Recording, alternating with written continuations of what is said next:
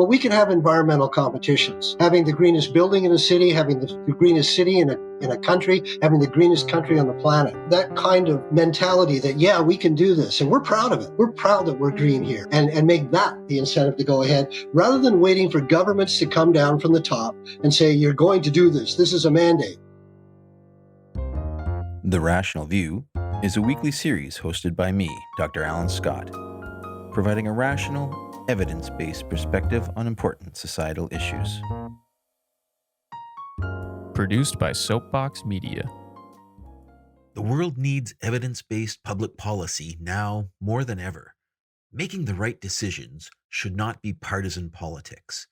Please help spread The Rational View by going to patron.podbean.com/The Rational View. Together, we can make a better future. Hello, and welcome to a special edition of The Rational View. I'm your host, Dr. Al Scott. This episode is going to be a special treat, not only for listeners, but also for me. I'm going to be talking to a popular Canadian media icon and longtime host of CBC's Quirks and Quarks show, science journalist Bob McDonald. We'll be talking about his new book, The Future is Now, Solving the Climate Crisis with Today's Technologies. In the book, Bob brings an upbeat we can do it message to a world in need of hope. If you like what you're hearing, please press like on your podcast app. Feel free to share it with your friends.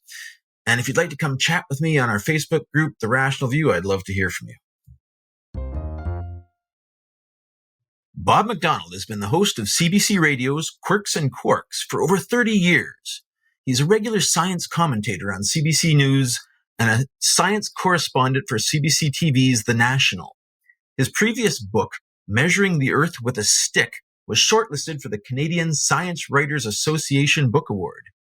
He's been honored with the 2001 Michael Smith Award for Science Promotion from the Natural Sciences and Engineering Research Council of Canada, the 2002 Sandford Fleming Medal from the Royal Canadian Institute, and the 2005 McNeil Medal for the Public Awareness of Science from the Royal Society of Canada. In 2011, he was made an Officer of the Order of Canada. His recent book, The Future is Now, Solving the Climate Crisis with Today's Technologies, is a national bestseller. Bob McDonald, welcome to The Rational View. Oh, thank you very much, Al. Thanks for inviting me. I appreciate you coming to visit us here. In addition to this extensive list of honors in your bio, I think the most impressive is that you've also had an asteroid named after you. Could you tell me about that? I mean, what do you know about this asteroid? Well, it's not going to hit the Earth, okay? It's not a doomsday asteroid. That's first of all. It's somewhere out between Mars and Jupiter, and it was discovered by a Canadian astronomer whom I also know here in Victoria, David Balaam. Now, David has discovered many asteroids because he does deep sky astronomy, where he uses big telescopes and long exposures, and asteroids are actually a nuisance because they go across the frame and make streaks. But whenever that happens, if it's a new one that hasn't been found before, he gets to name it.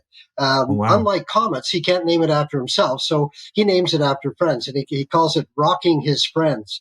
So I was actually on a sailing trip. I was on my sailboat sailing around Vancouver Island, and I was out of touch communication for quite a while until I came into a port, and then I just hooked in to catch up on emails, and there was a message from David saying, "Hey, I've named an asteroid after you." And holy smokes, that's incredible. And it's a deep honor because it's that the club goes back a long way. Astronomical objects have been named after famous people like Galileo, Copernicus, Aristarchus, all these guys. Yeah. So it's a really deep honor. Do you know how big it is or what it's made of or anything about it? Yeah, it's only about 1 kilometer across. So it's about the size, if you slice the peak off a mountain, that's about what it's like. And it's, as far as I know, a fairly regular stony asteroid. So it's one of millions that are out there. There's a whole belt of asteroids between Mars and Jupiter that did not become a planet. It's sort of the leftover debris. If you make a cake, after you make it, there's all this stuff on the table left over. So when the solar system was being made, a lot of stuff got packed into planets, but there was still debris, and that's what the asteroids are, and comets. Cool. So I must say I love your work on Quirks and Quarks. It's a great show. I Thank love you. the way you can talk to researchers and ask the right questions that really get to the heart of complex issues. And I try to do similar things on the podcast here. Do you have any secrets you could share for how do you do it? Well, there's two things. One, I have a lot of help. I have very talented producers, and they do all the heavy lifting. They choose the stories that are going to be on the show each week. They find the scientists, and we always go for the lead author on a study. And they're very dialed into what's out there. They get all the embargoed releases from the scientific journals. They get stuff from press releases from universities and institutions. And we call the lead scientist up. They talk to them on the phone ahead of time to make sure that they know how to speak and to focus the story. They gather the research information for me, which I have to go through so that I understand the story. And then we work together on the questions of what we're going to ask. And it's all about storytelling. Stories have a location, they have characters, they have action, maybe a little tension, what's going on. So we sculpt it like a story. And then before the interview, we have a little chat and go over those questions that I'm going to ask so that I actually know the answer to all the questions I'm asking. Oh. So my secret is to listen. That's really my job. I have to listen. So I'll ask the question and make sure that I'm getting that answer from the scientist. And if I'm not, if either they're not complete, or if they get caught up in all the jargon, or if they wander off somewhere, I got to bring them back. And I've developed what's kind of become a signature statement where I say, let me see if I got this right. And that's me thinking on the spot, because I want to get the interview back in line and bring the audience into it. So I'll try to sum up what they just said in one sentence, usually with an analogy, and say, so is it this thing around Jupiter, is it like a donut? And they'll say, yeah, except it's really big, and it's electrically charged or something like that. And to get it going. And then we move on to the next phase of the story. And I actually had a scientist tell me once when I was at one of our universities, and he'd been on the show a couple of times. He said, in our lab, when someone's on your show, we try to get through an interview without you saying, let me see if I got this right, because that means we failed. So that's really my job is listening, understanding the story first, and then listening for, a good storyteller to try to make them the storyteller. It's not about me. It's their story, and I'm trying to make sure that they tell their story well. Yeah, that makes it makes the topic very approachable. I know I sometimes fall into the trap of being too technical and need to get back to the basics so that you can appeal to a wider audience. That's very helpful. Absolutely, because we're not handing out university degrees here. We're informing the public, and it's, hey, this is interesting stuff. I don't expect you to remember all of it, but I'd like you to be interested in it. And here's why it's interesting. And that's really our job. So I'd like to talk about your book, The Future Is Now. On The Rational View, we've focused a lot on the energy transition and climate change. We know that burning fossil fuels has changed the Earth's atmosphere, such that it's trapping more heat, leading to a significant uptick in the global average temperature and changing the climate. Most of the messages we hear in the media have been focused on the potential disastrous impacts of sudden climate change and all the bad things that might happen. And this negative focus is probably meant to scare people into action. Your book, The Future Is Now, takes a different tack. It provides a much more upbeat message of hope, I think. Why did you choose to go that direction? Well, because I was getting depressed with all that bad news.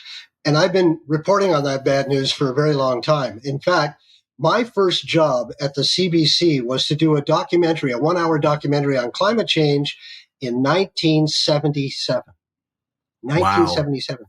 That was before your beard went gray and when my hair was black, right? Yes. 1977. And back then, there was a debate in the scientific community about which way the climate was going to go. Because on one side, you had geologists who look way back in deep time. And they said, we've had 5 ice ages. And between the ice ages are these warm periods that last about 10,000 years each. And we're in one of those right now. But it's been 12,000 years since the last ice age. So we're overdue if that cycle continues. It should be getting colder. But then the climate scientists were coming in and saying, yeah, but now we have this new game in town, greenhouse gases. They're going to override that. So that was back in 1977. And I've been watching ever since then the predictions of those climate scientists come true. And as you mentioned, the climate's gone up. We have wildfires, we have droughts, we have hurricanes getting stronger. We've lost ice in the Arctic and all of this stuff, and it's all come true. And in fact, it's come true faster than they predicted. And I was getting down about it because we're not acting on their warnings. They've been waving this red flag for so long. So I thought, okay, we spent all this time pointing at the problem. What are the solutions? And I was delighted when I did the research for my book to find out that all the solutions we need to go green are already there. There are no new inventions needed. We know how to capture the energy of the sun, the wind, geothermal. Energy literally grows on trees if you want to take it from that. It comes in the tides, on waves, everywhere. And we know how to store energy when the wind doesn't blow and the sun doesn't shine. So I just decided to put all that together in my book to give you an update on where we are with all of those technologies. And the message is, let's get on with it. We know how to do this. Let's get on with it. Indeed. And that's definitely a great contrast to what most of the messages. I mean, people are still fighting this rear guard, I think, against climate denial and trying to, convince people that bad things are going to happen and we need to act. So it's nice. We need to focus both on the motivation part and the solutions. And I think it's been given short shrift. So this is Yes. great timing, I think. Oh yeah, I'm not minimizing the problem at all. We need to think about that, and we have a countdown clock, as we're reaching tipping points in the climate. But we can also move ahead, and it is happening. You're seeing more electric cars on the road. You're seeing more solar farms. You're seeing more solar panels on people's houses. People taking, we've got e-bikes now, so people are on bicycles more because they're easier to ride, leaving the cars at home. So the transition is happening, and it's really. I like to think of it as an evolution rather than a revolution. Because evolution is when you take what you have and you just make it better over time. It just gets better. So we'll still have cars, but there'll be something different under the hood turning the wheels. It'll be electric, a fuel cell, or a battery or whatever, instead of a combustion engine. Revolution is where you have two sides that disagree with each other and don't like each other, and there's conflict, and both sides just dig in. And that's why I'm against making an enemy out of the oil companies. People call it the evil oil empire. And then on the other side, you got the green tree huggers, Don't do that. And in fact, we're not going to abandon oil because oil is incredibly convenient. It's hugely energy dense. It has so much energy in such a small space. That's why we're addicted to it. It's convenient. You can carry it around in a can. It stores. You can use it when you want. And it's plentiful. But, it's got this thing. So maybe there are other ways to get energy out of oil besides just lighting a match and burning it, which is what we've been doing for the last 150 years. We can get hydrogen out of it. That's one thing. Or we can leave the oil in the ground and just take the hydrogen out. There's technology to do that. And then go to a hydrogen economy, or at least partially. So these are things we can do. And it would be in the best interest of the energy companies, the oil companies, to think of themselves as energy companies, to supply us, to fund hydrogen research and hydrogen development, to invest in solar so they can provide us energy in other forms rather than the way they've been doing in the past. Yeah, I mean, oil is such an important material. It's the basis of all of our chemical industry, of our textiles, plastics. Yep. I think future generations are going to swear at us for burning it when they try to go find it. And it's not there. And burning it is one of the worst things you can do. When you burn it, we call them hydrocarbons because hydrocarbons are long chains of carbon atoms with hydrogen stuck to them. I think of it like a Christmas tree string. When you plug the Christmas tree lights in, it's the bulbs that come on. The cord just sits there, right? So the carbon is the cord and the hydrogen are the bulbs. So when you burn a hydrocarbon, it's the hydrogen coming off and giving you all that energy, but the carbon stays behind. So it's either soot, like coming out of a diesel truck or a coal-fired generating station, or it combines with something else. Since it lost its hydrogen, it wants to bind with something. Oh, how about oxygen? Okay, carbon dioxide. And if there's sulfur in there, you get sulfur dioxide or nitrous oxide, all these things. So that's the problem. It's the leftovers because we're just burning it. So like I say, if you can just take the carbon out and take the hydrogen out and capture the carbon, now we're talking clean. So that's the future. Sure, yeah. So, I mean, the IPCC has put out some dire warnings about the timeline we need to hit to decarbonize our economies, our energy systems. And it's a daunting task if you've looked at it in any sort of detail. Now, you believe we can do this with today's technologies, yet the scale of the infrastructure needed to displace fossil fuel burning as the source of all of our industrial capacity is immense. How do you see our energy ecosystem evolving to meet that challenge? Well, I see it as a conglomeration of different energy sources. It's not going to be like we are now, where we're depending on a few to provide many different things. So some areas are better for solar than others. Some areas are better for wind than others. So your energy is going to come from many different sources, including your own home. Then there's energy efficiency, how we use energy. We waste a lot right now. So we can improve our efficiency, both in homes and buildings and in the design of our cities, so that we don't need cars so much. We have more public transit that's safe and fast and reliable. And yes, it is a big project, but we got an example of how to do that during the COVID pandemic. I think it's remarkable what we did during that time. There were 4 elements came together. First of all, we had an invisible threat to humanity that was floating through the air and killing people by the thousands. Actually, by the end, it was in the millions. Mm-hmm. So first element, science came in and identified the virus. The Chinese scientists, once they got it, they sequenced its genome, its genetic composition, and they sent that out to the world. They said, here it is. And there was an enormous international effort in the States and here in Canada and Europe to figure out how this thing works, how it infects your lungs, how it kills. 2, industry came in and said, yep, we can make vaccines for that by the millions. 3, government came in and said, we'll support the industry and we'll support people who have lost their jobs. And we're going to tell everybody, stay home for a while, change your behavior, stay home for a while because it's in the air, wear masks, social distance, all that. 3, the public, or 4, the public. We all bought into it. We did it. Now, there were deniers, just like there are in climate change. There were deniers putting out misinformation, all that. But most of us did it. And we beat this thing in 2 years. That was astounding that we did that we got this all together. It's still there. We still have to deal with it. You still got to get your vaccine and all that. But we flattened the curve. Remember how they were telling us we had to flatten the curve? Yeah, okay. Yeah. Well, climate change is a curve we need to flatten. And the 4 elements have not come together. The science, yes, they've been telling us since the 70s. Industry, yeah, they're ready with technology. Governments, well, they talk about it and they've done some things, but we've had 26, 27 of these United Nations conferences where governments get together and say, yeah, we're going to do something. But the bottom line is our emissions are still going up. It's not enough. And for the public, well, the public's confused because there's been a very effective campaign of climate denial, misinformation, disinformation. So people are still uncertain, thinking that, oh, it's too expensive, it's going to break the economy. So we got to get that 4th element in there. But if we can do that and do it the way we dealt with COVID, I believe we can move ahead. But we need that motivation to move ahead and get over the fear that is going to break the economy. And one statistic I found out while doing the book that scared me. It scared me. It's unbelievable. They figured during COVID about 5.5 million people lost their lives, which is horrible. I mean, that's terrible. During those 2 years, every year, 7 to 8 million people die from the effects of burning fossil fuels, mostly from the effects of air pollution. 7 to 8 million people a year.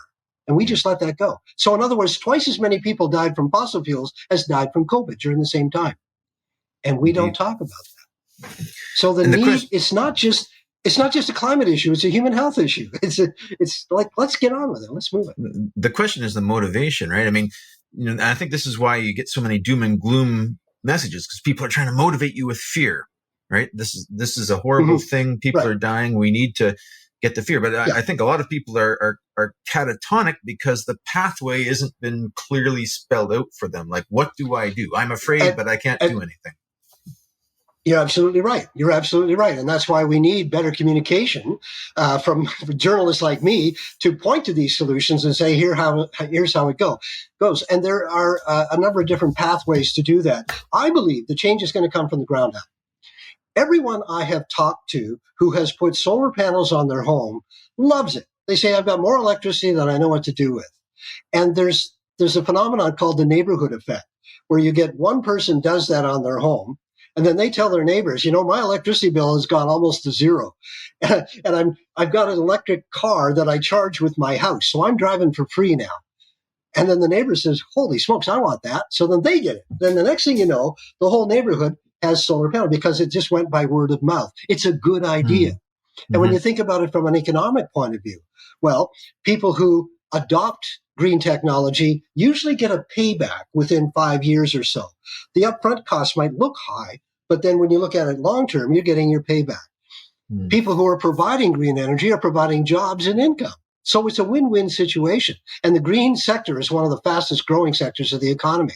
So that's the kind of information we need to get out. This is a good idea. It's a good idea. Not just because it saves the environment, because it's going to save you money. I think in the solutions department, I think many people in the environmental movement have come out strongly against technological solutions to the problems of the environment. There's this degrowth movement that want to upend they don't want solutions that allow us to maintain our lifestyles in a lot of cases. I think there's a bit of a schism between the eco-modernists and the degrowthers. Do we need to upend our economic system to save the planet, or are we destined for revolution? Your book is saying no, we need to go full in on the technology. Well, technology is only one element. I mean, it's also an issue of consumption. Sure, we need to cut down on our consumption, but I gave a talk to a group of investors recently, a whole conference on investors talking about my book, and they got it. They got it that it's a good investment to move towards green technology, and it makes them look good. It makes whoever does it, it's just pride. Hey, look, we've got the greenest building in the city. Make it a competition, and so their business looks good doing that. And we can't go back to the trees and the caves. That's just not going to happen. We're a technological society, and we've evolved other technology, but we haven't done it with energy. I mean, look at my phone. When I was a kid, and when your beard was black, the phone sat on a table and was attached to the wall, right? And all it did was talk. Mm-hmm. Alexander Graham Bell would roll over in his grave if he could see what a smartphone can do today. You can talk to anyone in the world video-wise. You can talk to satellites. It's unbelievable. So there's a technology that improved, it evolved, it got better. That did not come about from a government mandate. It didn't come about because we had a crisis in human communication. It was a good product that everybody liked, and it changed the way we communicate. Okay, We did it with phones. We've done it with music. Again, going back, what was it, 120 years ago or something, the only way you could hear music was to be in the same room with the musician. You could hear live. Then Thomas Edison developed a thing called the wax cylinder. It was these cylinders that you could put a needle on it. You got a couple of minutes of music out of that. Then the cylinder turned into a disc. The disc turned into reel-to-reel tape. Reel tape went to cassettes. Cassettes went to 8 tracks that you put in your car. Then we went to CDs. Then we went to iPods. Now all the music in the world is on your phone, and you're doing it through noise-canceling headsets. So the technology evolved, but it's still just listening to music. It's still just listening to music. So we haven't done that with energy because there's a whole lot of money to be made in the infrastructure that's already there, and there's reluctance to change when you've got a golden egg. So it's evolution. Let's evolve our energy technology the way we've evolved other technology and embrace that. Evolution, not revolution. That's what I believe in. Sure. Yeah. No, and I agree completely. And it's something that I've, stressed on this show. You recently gave a video lecture that I saw to the Climate Action for Lifelong Learners group. And you described some of the technologies we're going to need to deploy on a massive scale. And in contrast to some popularizers, you had very positive things to say about nuclear fission and SMRs as a low carbon energy source. And this is obviously a very polarizing message in the environmental movement. I respect the courage it takes to espouse a reasoned and rational viewpoint on such a polarizing issue. From my research on this issue, I found that nuclear energy is often mischaracterized in the media. I think we need it as a base load, always on source of energy. I've worked to try to save the Pickering nuclear plant, which has been given a reprieve. So, very happy about that in Canada, how we've kind of turned the boat around. We're starting to think that maybe this is something that's going to be useful. Mm-hmm. Why do you think there's so much controversy amongst environmentalists to this technology? Well, one of the scientists in my book admits that the nuclear industry has done a very bad job of explaining how the technology actually works and what goes on. And the other problem is that when it goes bad, it goes very bad. It's like owning a pit bull. The dog might be nice most of the time, but when it bites, the bite is really bad. We need better understanding, and the new approach to technology is different from the past. Pickering is a gigantic facility that costs billions of dollars to build, billions to operate. The new approach is to go small with little reactors that are about the size of an office desk, that are made in a factory, so they all come under one roof, and they're put underground.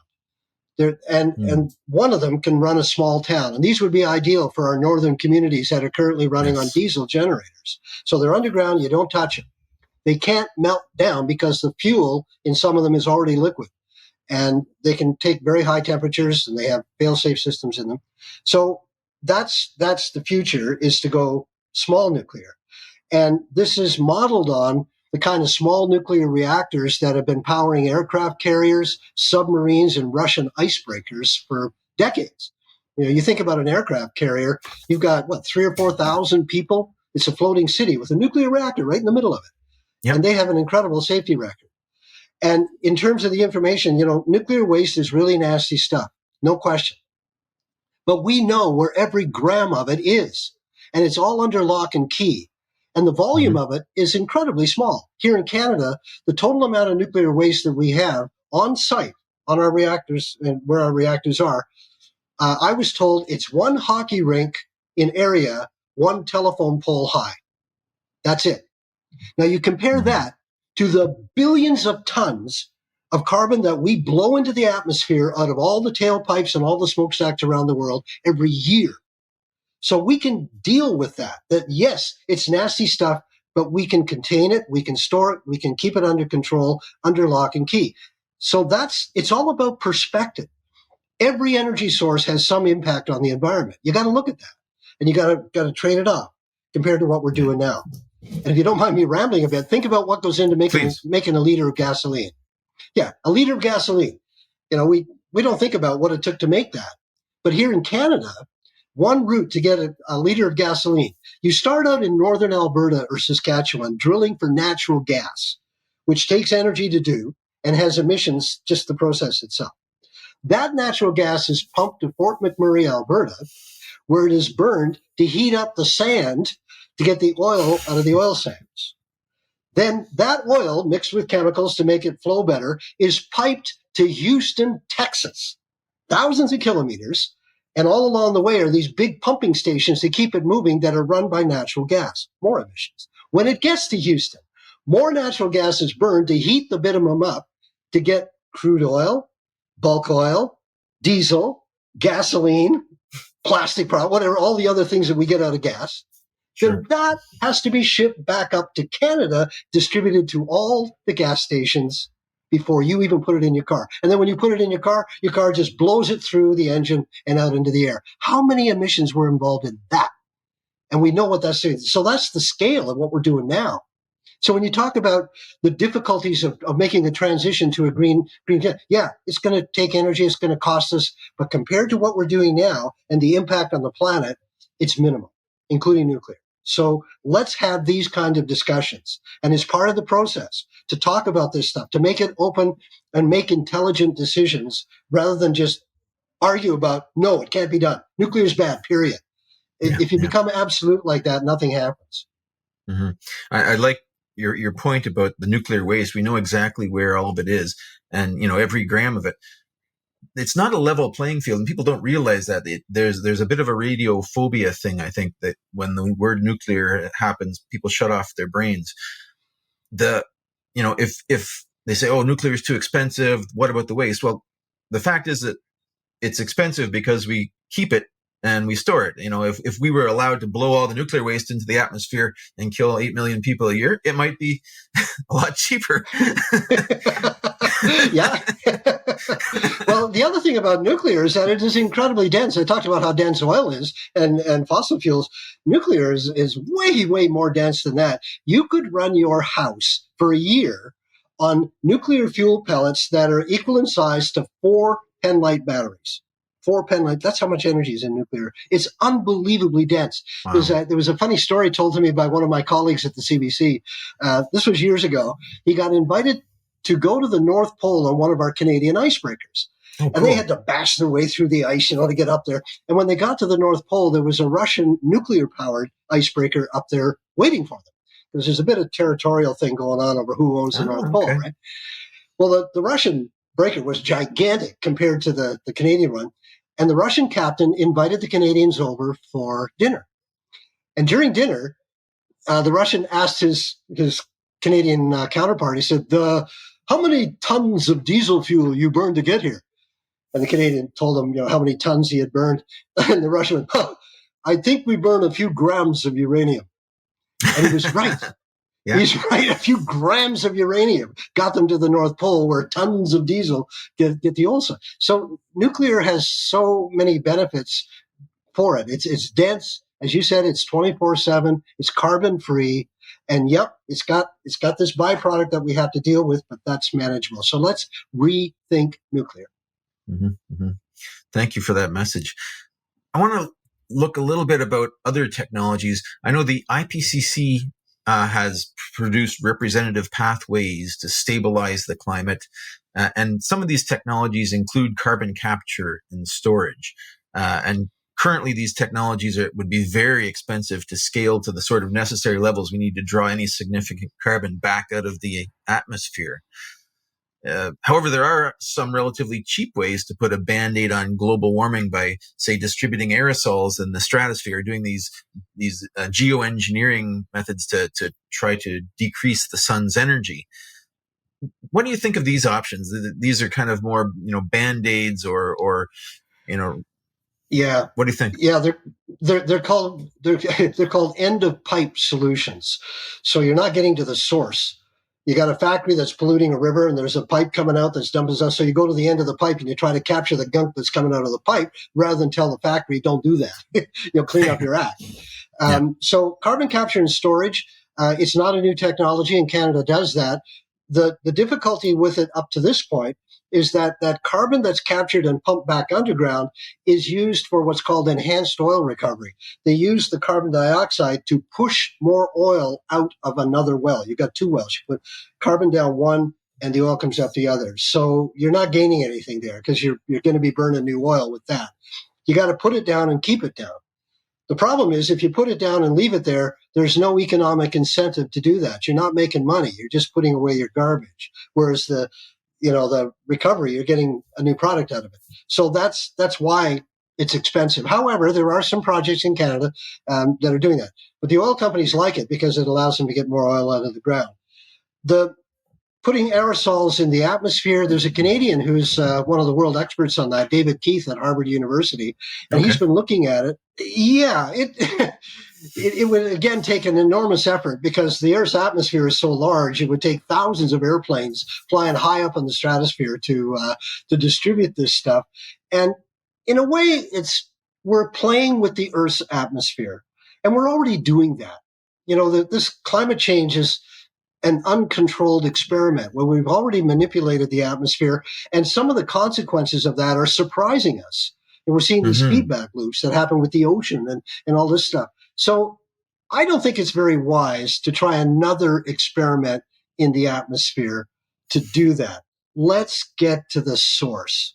An analogy I've thought about is an elevator, where you got a crowd of people in an elevator, and one of them lights up a cigar, and it really stinks the place up. Now, you're going to tell the person, put that out, but then you find out that the person smoking the cigar owns the company. So are you going to tell them to put it out? They say, no, you lost your job.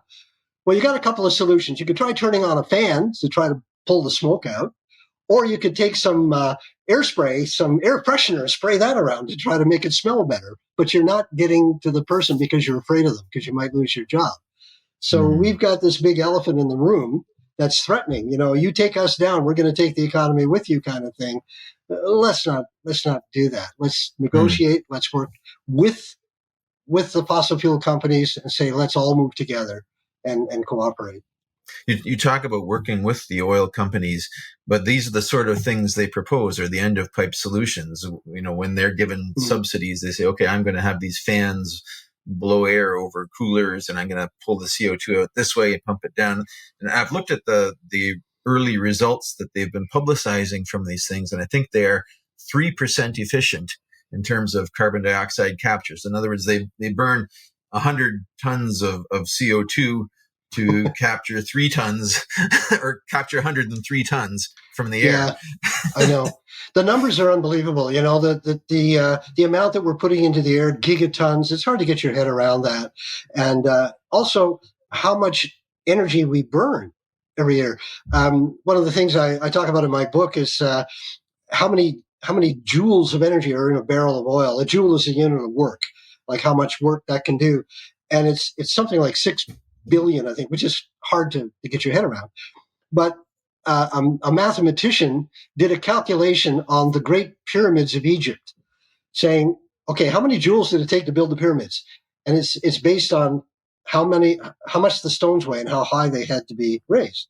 And it came out to some huge number. It was in the trillions of joules it took to build the pyramids. But then I said, well, how many barrels of oil would it take to build the pyramids? Turns out 400. One oil well can produce 400 barrels of oil in one day. So one day of production from one well could build the pyramids.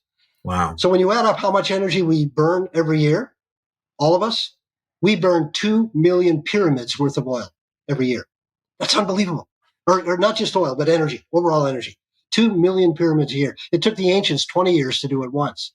So our consumption is enormous. It's enormous. Mm-hmm. And we can cut a lot of that down. I call it the invisible power plant by reducing just how much we throw away. And that's another whole element. And I think in uranium, that would be like about a Coke can worth of of uranium for a pyramid. You got it. Yeah. That's interesting. So the technologies are out there. And I agree that I think we have the solutions that we need to decarbonize. I mean, you look at what's happened on countries here and there, and I think France was one of the best examples. Unintentionally decarbonized their whole economy in the 1970s in response to the oil shortages, when they put in place their MESMER plan, which was to transition to have domestic supply of nuclear fission. So they basically went down to the lowest emitting country back in the 70s and 80s, and they've maintained that ever since. So we have examples. Quebec in Canada has extremely low emissions, but they have the all of the hydro resources, of course, the hydroelectricity and the dams, and they're very green. Ontario is very green. We have 60% of our electricity is from nuclear fission. I think we have the tools. I agree completely that we don't need to wait for a breakthrough. Yeah, and there's another example. Iceland, back in the 80s, the government decided that they were going to go to a hydrogen economy because they have to import all of their oil, so it's very expensive. But Iceland's a volcano, and they have a lot of geothermal energy there. In fact, they have these famous hot springs and erupting volcanoes, so the heat's very close to the surface. So they thought, okay, we've got geothermal energy. We can use geothermal to make hydrogen out of water, electrolysis, and we'll move to a hydrogen economy. And you know who helped them out with that? Shell Oil. Royal Dutch Shell helped Iceland move to hydrogen because their philosophy was, we're an energy company and we don't care if people are going to a gas station that sells gasoline or hydrogen as long as it says Shell. What a brilliant idea. And the only reason that didn't take off was because of the financial crisis that happened, and Iceland went into an economic downfall. But it was a brilliant idea. And Iceland has a very well-educated population. They all bought into it. They thought, yeah, that's great. The automotive companies were ready with fuel cell vehicles. Toyota makes one called the Mira. And so the automotive industry was ready. The distribution system was ready. The energy was there. And it was all the elements were there, and they probably still will. It's sort of in the background, but there's an example of an oil company thinking of itself as an energy company and helping a country get off oil. Go figure. Wow, that's great. A great story. I love that. One thing I want to go back to that you mentioned was the aerosols. We have been having unintended consequences of our pollution legislation in terms of the quality of fuel being burnt in airplanes and boats. Over the past several decades, boats and airplanes had very sooty fuel. They effectively had, low grade. There was sulfur in the coal that the boats were burning, and there was soot coming out of the jet engines. And this was actually having the unintended consequence of spreading all of these aerosols that people are thinking about for this end of pipe solution to cut down solar. So it actually slowed global warming. And now that we've tightened our pollution regulations to get this soot out of the air, because we know this soot is what's killing all the people from fossil fuel burning. So now people aren't dying from the soot, but now we no longer are doing this huge atmospheric engineering on reflecting solar radiation back up into space. So now we're getting hit by extreme accelerating global warming. I don't know what the solution is, but that was my thinking on the sulfates and that. Let's put safer aerosols out there. But again, it's putting that into perspective. Again, it's putting it into perspective because, there's an effect there. When the soot's gone, the sun can shine through and heat up the ocean. So maybe our storms will get stronger. But that's a small element in the overall picture of what's heating up the atmosphere. And so it's better that we have clean air. Just like we did during COVID, when we shut down, skies over Beijing and India suddenly turned blue because all that particulate matter came out of the atmosphere. So let's have clean, breathable air so we're not killing 8 million people a year with that, and think about the other sources of warming and cut that down, because the greenhouse effect of carbon dioxide, methane, and actually water vapor. Water vapor is also a greenhouse gas, and cut down on those, and the effect of having clearer air, it pales compared to those others. So let's keep things in perspective. I really appreciate the positive message in your book, and your work to decrease polarization, and we can't address this by sniping at each other. We need to come together and cut all of this nonsense about the enemy. Well, yeah. So it's a great message, I think. Yeah, because otherwise it becomes a conflict, and you see that nothing's happened. You get discouraged, so you don't try to change, and then you get depressed, and you just want to go get drunk. And we can go do that anyway. But that's not progressive. That's not progressive. Just pointing to the problem. I'm not interested in why not to do something. I'm interested in what we can do. Let's look at what we can do and how do we do that, even on a small scale, from the individual choosing to drive a car or get on their bicycle or put solar panels on their home, or if you live in a condo, talk to the strata board about, can we put some solar panels on the roof, or can we put some electric charging stations in the garage, because we're going to see more electric cars, all the way up to communities. How can we become a model city? How can we be, I love competitions. We had that space, the X Prize. It was a competition to be the first private company to go into space. And they were offering something like, what was it, $100 million or something like that. Yeah, it was 10 million. It was quite a lot. 10 million. It cost way more than that to get into space, but it was having the prize. It was winning the prize. And it was this competition that stimulated things. Well, we can have environmental competitions, having the greenest building in a city, having the greenest city in a country, having the greenest country on the planet, and have that kind of mentality that, we can do this. And we're proud of it. We're proud that we're green here, and make that the incentive to go ahead, rather than waiting for governments to come down from the top and say, you're going to do this. This is a mandate.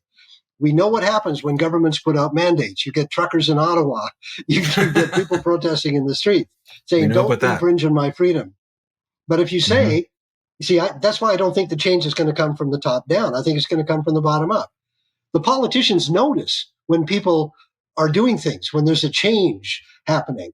I mean, they're noticing that more people are driving electric cars.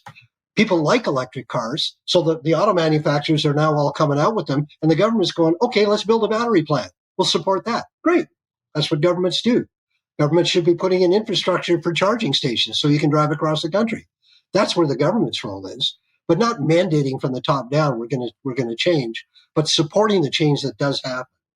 And if we can believe that the change is there, and it's so close, Man, I was reporting on hydrogen technology in the 70s, and windmills have been around since forever. Holland was built on windmills. We crossed oceans on the wind, and it's all there. It's all there. It's always been in the background. Well, let's bring it up to the foreground.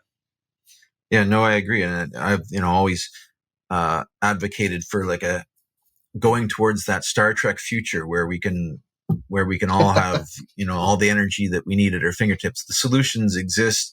We have solutions for clean power production, and we just need to.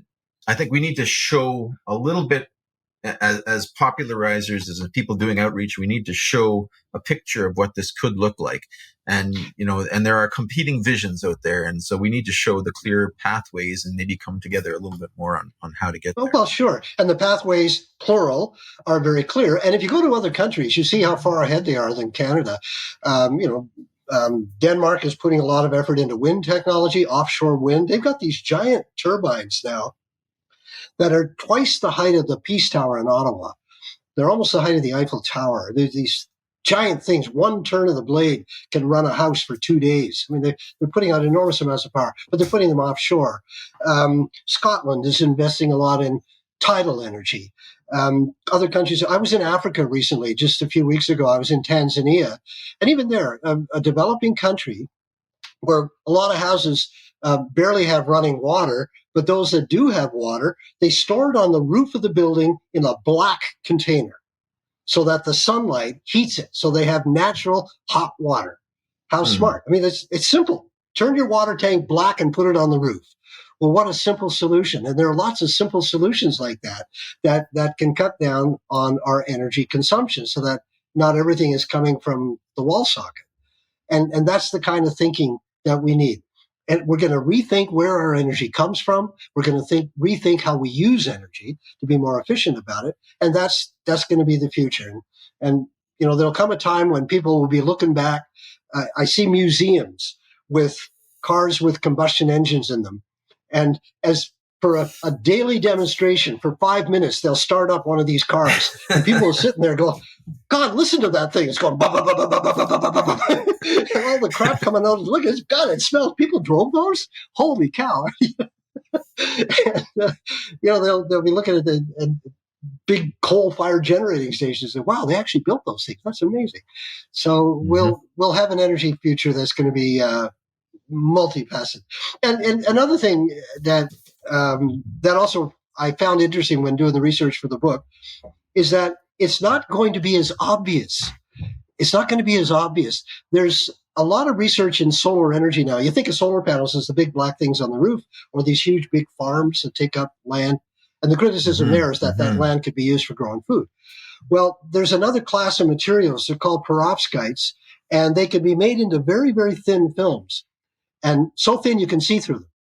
So they can be coatings on windows, solar windows. You think about all the windows that are in our downtown tall buildings, how much area that represents? That's huge. So you don't need to cover land, cover the sides of buildings. You can still see through them. You won't even know they're there. And they're talking about perovskite paint. Paint your house, and it's solar.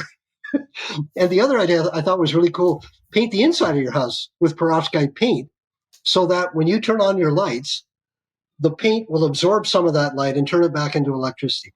Recycling light. I love it. I love it.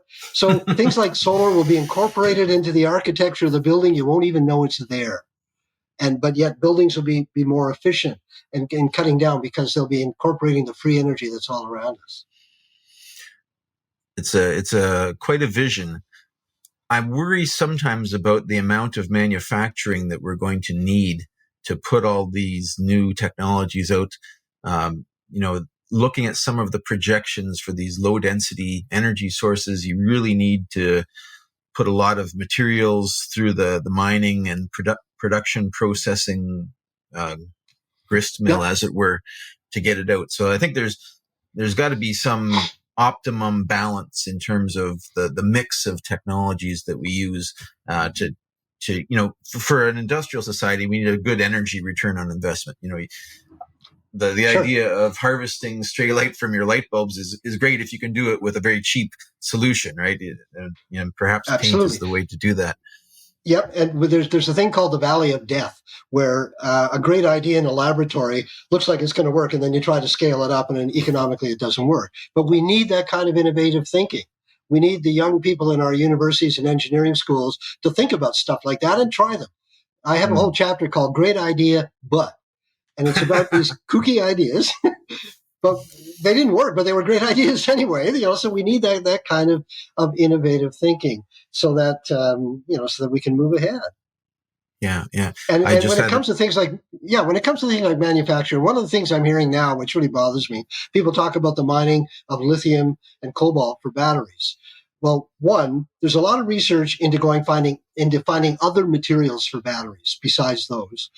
And two, the thing about batteries is that once you make it and it's in the car, that's it. There are no emissions from the car from that point on. And they're even trying to make, they have a what's called the 1,000,000-mile battery.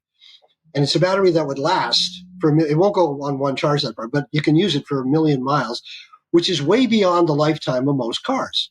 So the idea is that you get your electric car, you drive it until the wheels fall off or whatever, it wears out. And you take it back, the car's sent off for recycling, the battery's taken out and put in another new car. So that one battery will run 3 or 4 new cars before it needs to be recycled. So that would cut down on the number of batteries that we need. So this is the kind of thinking that's going into how we manufacture our products to try to make them extend. Whoever can come up with a battery that is lightweight, dense, and cheap and can fill in a couple of minutes like a tank of gasoline will probably win the Nobel Prize, and they're going to get very rich. Yes, so there's a huge amount of work going on in battery research right now, and that's exactly what we need. Is let's make this technology better. It's out there, but it can improve even more. Yeah, we really need to mandate recycling of these new technologies that we're manufacturing, because otherwise there's a lot of work going into that too. You look at the mining requirements and the waste storage requirements are, when we go exponential on our energy, we need to make sure that when the energy dies, or, in 20 years, when all of the solar panels and need to be replaced, that we have a way to recycle those materials and not, remine all of them or put them into a landfill. So that's really cool. I've heard a cool idea on batteries, where instead of having like electrical recharge stations, what you have is battery swap stations. So you drive up and you pull the battery out and you put a charged battery in and then keep going. And then you don't have to wait for 10 minutes or whatever with the big lineup of cars behind you. That's a fabulous idea. I love that. But in order to make that work, all batteries would have to be standardized in the same way that we standardize CDs and cassette tapes. They were all the same. That they would play in all the different brands. So we would have to standardize the batteries in cars. At the moment, they're not. A Tesla battery is different from a Mustang battery and all that. But that's a fabulous idea. I love that. VHS and beta. Only you and I know about that stuff. So this has been great to talk to you, Bob. I really appreciate you coming on The Rational View to chat with us. Any last words you want to say about how we can motivate people to get on board and help with this transition? Yeah, let's not think about why not to do something. Let's think about what we can do and get on with doing it. And remember that this beautiful planet that we live on is the only one we can live on. I'm a space geek, and I've been following the space program forever. And I've met people who've been to the moon, and one of them, Buzz Aldrin, I took him sailing in Toronto, actually. He was in Toronto for a conference, and I was sitting beside him at a dinner, and I had a sailboat when I was living there. I said, "Hey, Buzz, would you like to go sailing tomorrow?" And he said, "Sure." So I took him sailing. But That's awesome. Yeah, but he said, the moon is a really interesting place, but it's not a very nice place. And he's right. It'll kill you. The moon will kill you. And all the planets we know of, all of them in our solar system, will kill you. You have to wear a spacesuit, including Mars. There's no oxygen on Mars. And we're up to over 5,000 planets now that we found going around other stars. We have yet to find another Earth. I'm sure they're out there. The galaxy is very big, but when we do find one, it's going to be so far away we can't get to it. So this is it. We live in the Garden of Eden. We live in the Garden of Eden, and we're pissing in it. So let's think about that. This is it. And when William Shatner, Captain Kirk, was sent up into space by Jeff Bezos on his rocket, just barely stuck his head above the atmosphere, he came back in tears because he saw the thinness of our atmosphere. And he said, all of us live in this tiny, tiny little bubble, this little membrane. And that's our survival suit. And to think about that we're on this closed system, that let's take care of our home. It's the most beautiful planet of all, and it's the only one you can walk outside and not wear a spacesuit. So let's just take care of our home. We can do it. We have the ability. We can do it. Yeah, I think it was Buzz who coined the term magnificent desolation when talking about the moon. When he first stepped out on the moon. Yeah. But it's right. I mean, a lot of people fantasize about inhabiting Mars or terraforming Mars, but it's a lot easier to terraform Terra because it actually is already there. That's right. Just stop wrecking it. Yes. Trashing the Earth is the last reason to go to Mars. People will go there. And they'll survive. They'll explore it, but it's like going to the South Pole. It's cold. It's uncomfortable. You have to protect yourself when you go outside. They'll probably have to live underground because the radiation. There's no ozone layer there. And sure, we could terraform Mars, but it's going to take hundreds of years to do that. And whatever it turns into will not be another Earth. It'll be Mars. And but meanwhile, this one's bacon. Come on, come on. Let's do both. Okay. Let's make Mars better and keep the Earth the way it is. I'm on board.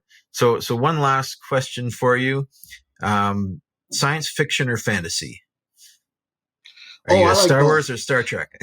I like both. We need both. We need the realistic stuff. When I was a kid, I was inspired by Arthur C. Clarke, who was a science fiction writer taking this could be possible in the future. And he wrote a wonderful story called Islands in the Sky. And it was about a kid my age who got a trip up to the space station that was under construction at the time. Awesome. And that was the story, and it inspired me. Yeah, maybe one day I'll get to do that. Science fantasy? Sure. We need the imagination of the science fiction writers. I was at one of the Voyager missions to Saturn back in the 70s. No, Saturn was 1981, I think. But we were at Saturn with the Voyager looking down on the rings and all these spectacular pictures. We were actually there. And I was in the press room, and there was a guy sitting beside me. I didn't know who he was at first. And I said, I had my tape recorder. I said, would you like to give me a couple of comments? He said, sure. I said, so just tell me who you are. He said, I'm Larry Niven, famous science fiction writer. Wow. And I went, holy God, I didn't know it was you. And I said, so are the wheels spinning here for story? He said, you bet. He said, I love it. He said, I'm getting all kinds of great ideas from the science back to turn it into science fiction. And sure enough, a couple of years later, a novel came out, and it was about some aliens hiding within the rings of Saturn, watching the spacecraft going by, saying, don't move, they'll see us. Don't move, they'll see us. So, wonderful. We need both. We need imagination of what could be possible, both realistically and what may be out there that's beyond our imagination. We need it all. Wow. Great message. Thank you so much for coming on The Rational View. Appreciate it. Thanks for having me, Al. It's a pleasure talking to you. If you'd like to follow up with more in-depth discussions, please come find us on Facebook at The Rational View and join our discussion group. If you like what you're hearing, please consider visiting my Patreon page at patron.podbean.com/therationalview. Thanks for listening.